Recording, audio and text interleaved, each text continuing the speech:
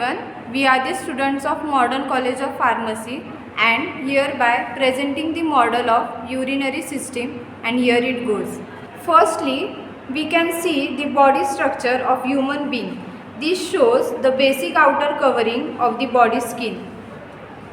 Secondly, the circulatory system consists of heart, blood vessels and blood which circulates throughout the entire body of human. The circulatory system is closed in vertebrate, which means that the blood never leaves the network of blood vessels. Human skeleton. The internal skeleton that serves as a framework of the body. It consists of 206 bones.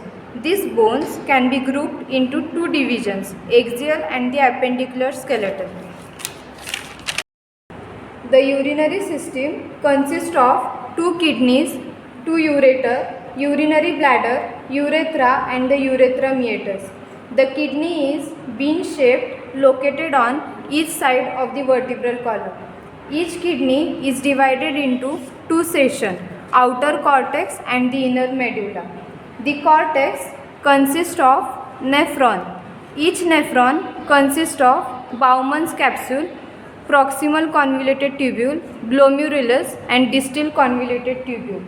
Together, these structures purify the blood by removing excess water, salt, sugar, metabolic products the body needs to purge in order to maintain the pH, acid-base balance and thus maintain the homeostasis of the body. The ureters. The ureters is a two muscular tube approximately 10 to 12 inch long extending from the renal pelvis and up to the urinary bladder.